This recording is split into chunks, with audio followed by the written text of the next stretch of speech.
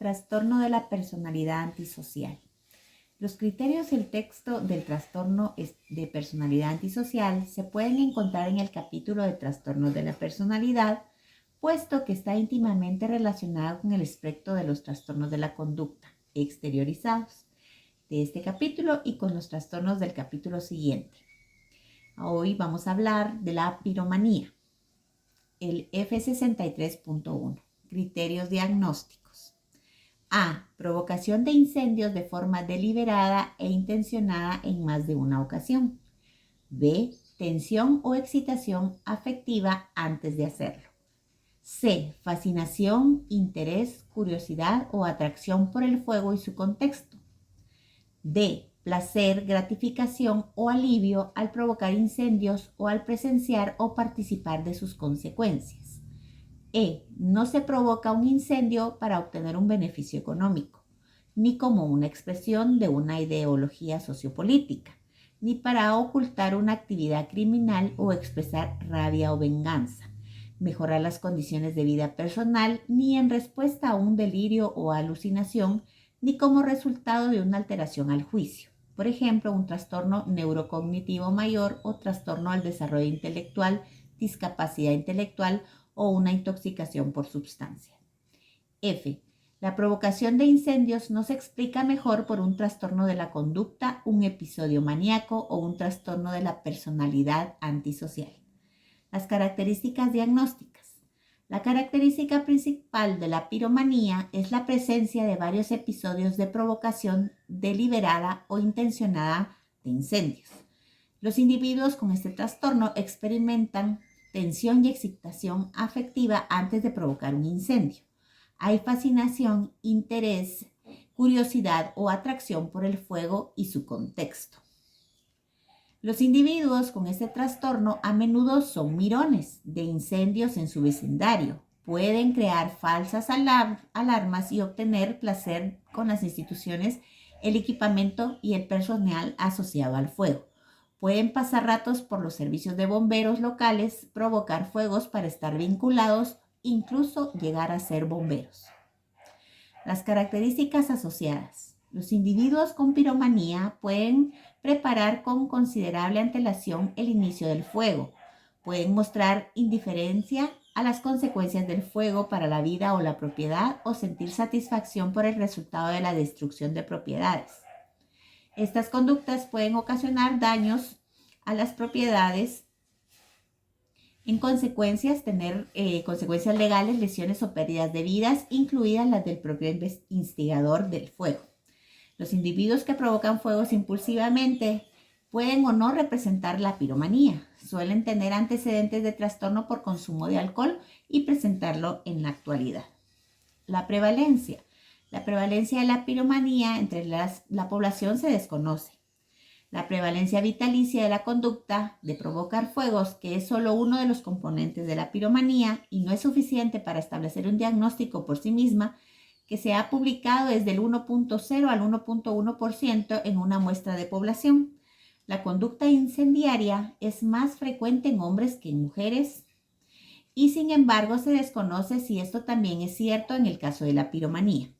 La comorbilidad más frecuente de la conducta incendiaria ha sido el trastorno de la personalidad antisocial y el trastorno de consumo de sustancias, el trastorno bipolar y el trastorno por el juego.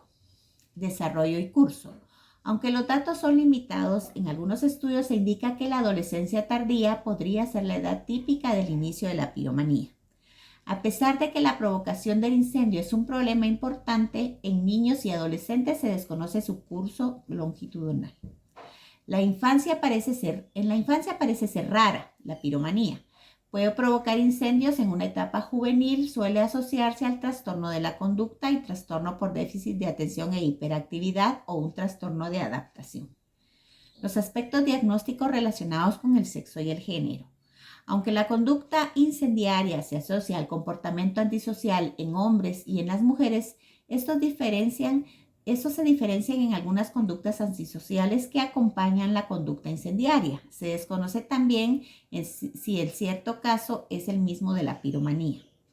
La asociación o pensamiento de conductas suicidas. Un estudio demuestra de una muestra consecutiva de varones con conducta incendiaria que fueron sometidos a una evaluación forense, comparó cada caso con 4 controles de igualdad, sexo y lugar de nacimiento, y se encontró que la conducta incendiaria se había asociado durante el seguimiento a índices más altos de suicidio e intentos de suicidio. Se desconoce si estas diferencias pueden también aplicar a la piromanía. Diagnóstico diferencial. Otra causa de provocación de incendios intencionados. Es importante descargar otra causa de provocación de incendios antes de establecer un diagnóstico de piromanía. La provocación de incendios intencionada puede darse por beneficios, sabotaje o venganza, para encubrir un crimen, para hacer una declaración política o para llamar la atención y ganar un reconocimiento. La provocación de incendios puede también darse como parte del desarrollo de la experimentación infantil. Otros trastornos mentales. No se realiza un diagnóstico separado de piromanía cuando la provocación de incendios se produce como parte de un trastorno de conducta, un episodio maníaco, un trastorno de personalidad antisocial en respuesta a un delirio alucinante, o por los efectos fisiológicos de una afección médica. El diagnóstico de piromanía tampoco debería hacerse cuando la provocación del fuego es el resultado de un deterioro del juicio asociado a un trastorno neurocognitivo mayor, un trastorno del desarrollo intelectual o una intoxicación de sustancias. La comorbilidad. Parece haber una alta concurrencia de la piromanía con los trastornos por consumo de sustancias. La ludopatía, los trastornos depresivos y bipolares y los trastornos disruptivos del control de los impulsos y de la conducta.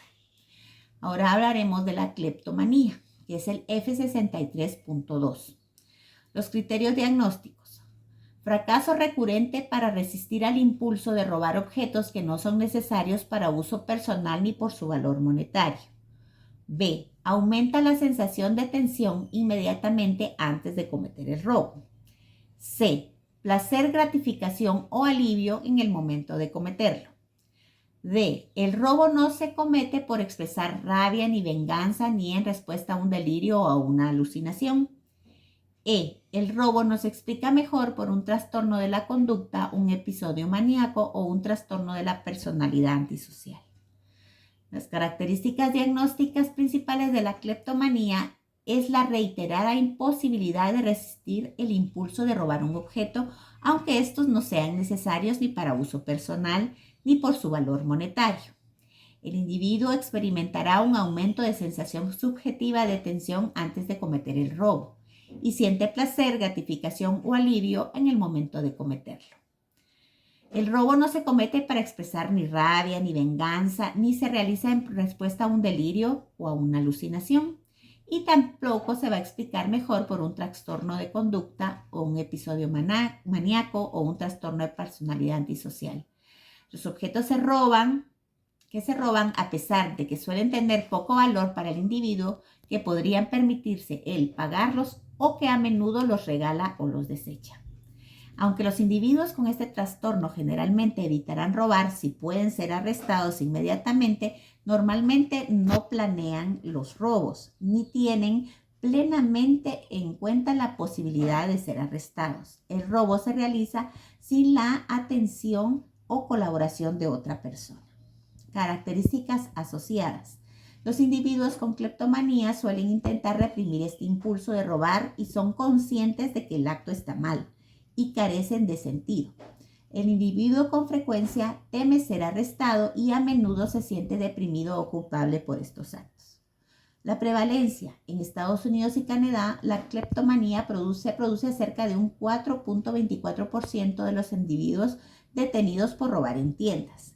Su prevalencia en la población general estadounidense es muy rara y es de aproximadamente del 0.3 al 0.6%, y el número de mujeres supera al de hombres en proporción del 3:1. Desarrollo del curso. La edad de inicio de la cleptomanía es variable, aunque el trastorno empieza a menudo en la adolescencia. Sin embargo, el trastorno puede empezar en la infancia, en la adolescencia o en la edad adulta, y en raras ocasiones en la edad de adulta tardía. Factores de riesgo y pronósticos, genéticos y fisiológicos. parecen tener un mayor índice del trastorno de consumo de alcohol en los familiares de primer grado de los individuos con cleptomanía en la población. Asociación o pensamiento de conductas suicidas. La cleptomanía se ha asociado a un mayor riesgo de intentos de suicidio. Consecuencias funcionales de la cleptomanía. El trastorno puede causar problemas personales, profesionales, familiares y legales. Los diagnósticos diferenciales. Un robo ordinario. La cleptomanía debe diferenciarse de los actos ordinarios de robo y del robo en tiendas, ya que el robo ordinario es planeado o impulsivo. Es deliberadamente motivado por la utilidad del objeto robado o por su valor monetario. La simulación. En este caso, los individuos pueden simular los síntomas de cleptomanía para evitar ser arrestados. Trastornos de la personalidad antisocial y trastorno de la conducta. El trastorno de la personalidad antisocial y de la conducta se distinguen de la cleptomanía por el patrón general de comportamiento antisocial.